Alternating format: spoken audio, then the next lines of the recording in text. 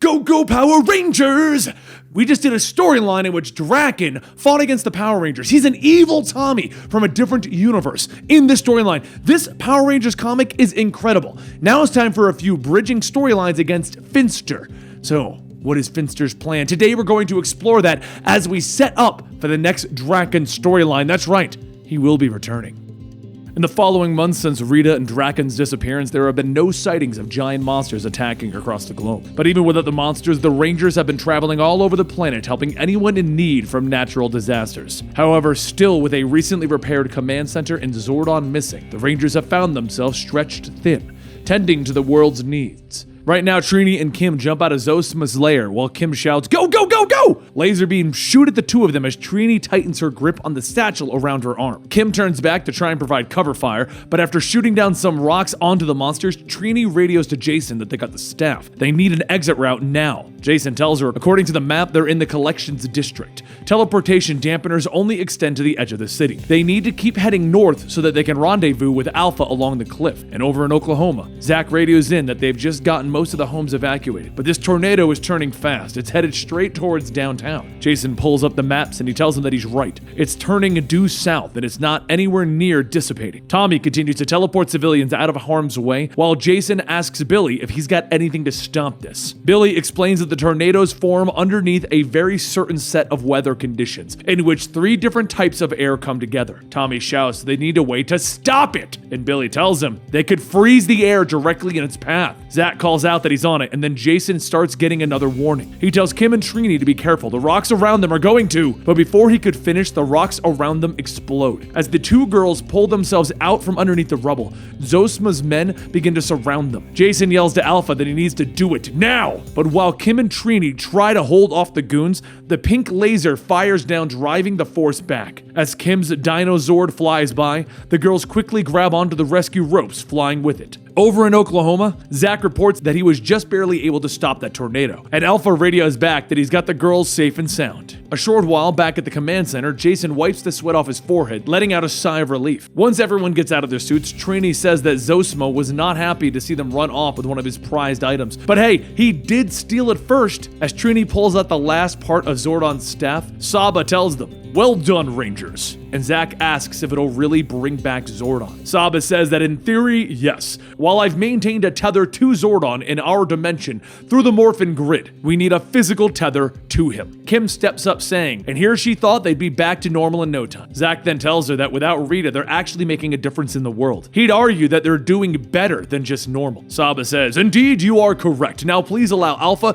and myself to finish the tether preparations. As the 2 leave, Kim asks if it means that they get to take a break for the night. And Jason says, not unless everyone wants to run some training in a pocket dimension. While everyone gets ready to leave, Jason sits back at the control center and Trini asks if he's coming. Jason tells her they can go on ahead. He's just gonna run some quick scans just in case there's something else big going on. And a short while later, Tommy and Billy hit the gym while Kim and Trini try to have a relaxing time at home. As Trini finishes reading a book by Grace Sterling, someone who has been publicly supporting the Rangers despite the recent attack by the Zords, she gets a call from Kim. Trini grabs her phone asking what's up, and Kim says that she just got out of the house. You want to do something awesome? Later, in the middle of the nowhere, Kim and Trini sit on Kim's Zord. And Trini says, okay, this is way better than sitting at home. Kim asks, wait, how are you bored already? You're a Power Ranger and we just got back from an intergalactic mission. And Trini says, exactly. Now we have to go back to algebra and economics after playing intergalactic Indiana Jones. How is a normal life supposed to compare? Heck, she used to be afraid of heights. Look at them now, standing on a Zord flying above a canyon. Kim tells her that for the record, all of that is totally awesome, but don't worry, Rita will eventually show up, and until then, Jason's just keeping them plenty busy. Trini asks if she's worried about him, and Kim says yeah, he's just been super serious these last few months. When was the last time they actually saw him outside of the command center? Meanwhile, at the command center, Jason sits slumped in his chair, and Zach yells, yo,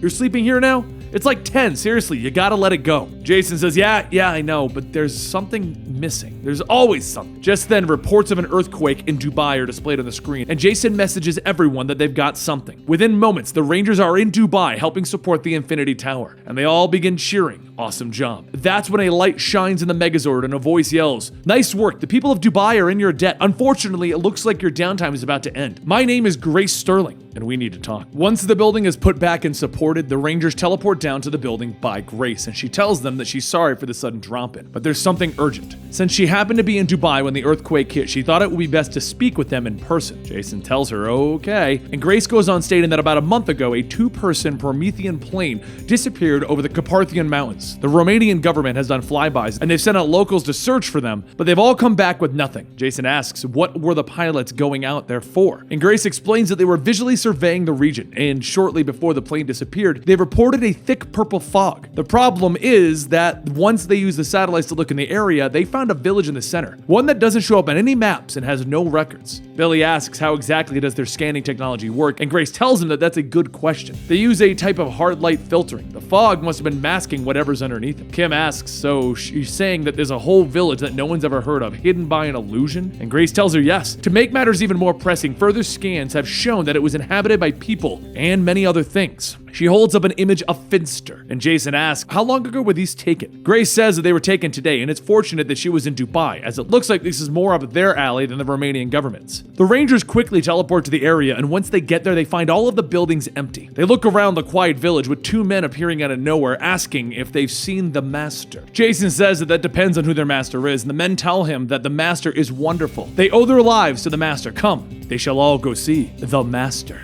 The two men begin to walk ahead, and Kim tells everyone that this is creepy, right? And Trini tells her, yeah, super creepy. Tommy then asks the men how long they've been here, and the two say they're actually new. They weren't lucky enough to be the first, but some, well, they're gathering tonight. After a bit more walking, the Rangers find a group of villagers, all stating that they've come to see the Master as well. And Zach tells them that he's not sure what Finster has done, but he promises that they will get them help. Before Zach can finish, Finster steps out, stating that his villagers don't need help. They're already perfect. I'd like to welcome you to my new home, even though you're here sooner than I expected. Surely this is the work of Miss Sterling and her pesky pilots. Jason shouts, asking, what have you done? Where's Rita? And Finster says, don't worry, they're both fine. They are my guests. And as for Rita, well, I haven't the faintest idea. The Empress has given me some much-needed time to focus on my art. Suddenly, all the villagers begin to groan, shouting that it started, and their bodies begin to twist and change, and they turn into putties, and they begin to attack the Rangers. While everyone begins to fight the putties back, Jason says they need a way to melt down these large numbers. So Jason tells everyone it's time for the Power Blaster. Each of the Rangers take out their power weapons, and they begin to assemble the blaster.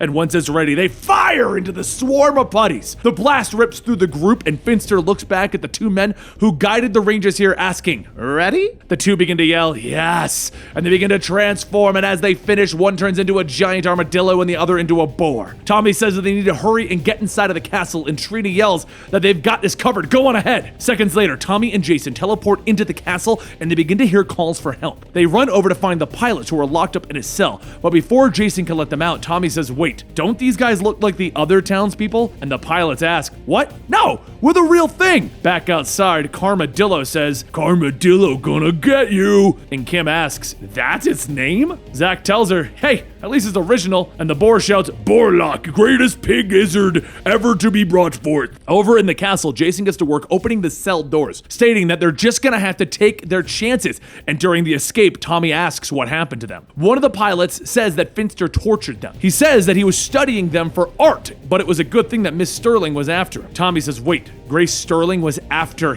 him? And Finster says, oh yes, she certainly has been. And he fires a green beam at the four of them. As the beam begins to fade, it covers the four in a hard rock-like substance. And Finster explains that he's been working for some time on this new approach. Creatures disguised as humans. However, humans are much easier said than done. They are very complex. It took me many trials and errors, and I eventually got it right. Jason whispers to Tommy that he managed to get his blaster. Are you ready, Tommy? Finster goes on telling them, thanks to Miss Sterling for conveniently sending these two my way. I was quite successful at, but before he can finish, Jason and Tommy break through the rock, and at that moment, the others come rushing in. Once Finster is captured, Grace's men move in to clean up the scene, and Jason asks Grace if she's been looking for Finster, and she tells him yes. Well, not exactly. They had intel that one of Rita's lieutenants may still be on Earth, so they started looking. Thanks to them, he won't be creating any more monsters, which brings her to her next question. Since they work so well together, why don't they continue that? She can help point them in the right direction. Jason tells her that he appreciates the help, but it's not a good idea to bring civilians into their mix.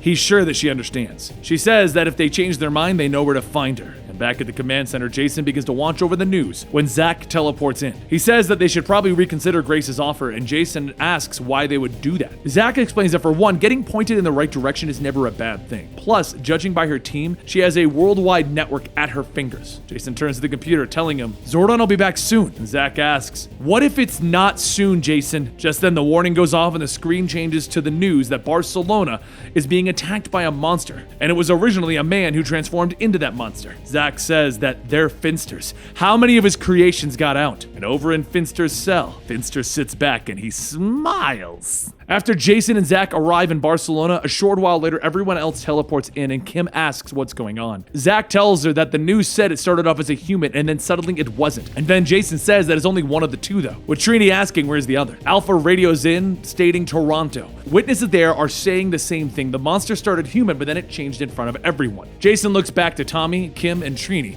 and Kim says that they're already on it. Just then the three teleport in the touchdown to Toronto, and Tommy is immediately hit with an electrical shock as the monster shouts, "Let Cloverlord show you what power really is!" Back in Barcelona, Zach asks what is that thing, and Billy says that it must be one of Finster's creations, a combination of things, but this one looks like a sloth. The monster grabs a car and he throws it at the three of them, yelling, "Come on now, show Goth Sloth what you can do." Jason begins to tell everyone to get down, but as he says it, his speech is slowed and his movements follow suit. Zach slowly asks him if it's just him, but are you guys feeling slow? The car lands, slowly exploding, and Goth Sloth yells, "Only Goth Sloth can do this." Goth Sloth then charges, knocking the Rangers down, and then turns back, throwing another car at nearby civilians. Jason tries to attack Goth Sloth, but as he gets closer, Goth Sloth spins around, grabbing him, shouting, "Nope, too slow." He throws Jason as he holds out his sword straight at Zach, but just before the sword can hit Zach's neck, Billy manages to pull the trigger on his blaster, shooting Zach out of the way. Billy hurries over, telling him that he's sorry. He had to get him out of the way somehow, and Zach tells him it's fine. As the three look back at Goth Sloth, Zach begins to state that he has a crazy idea.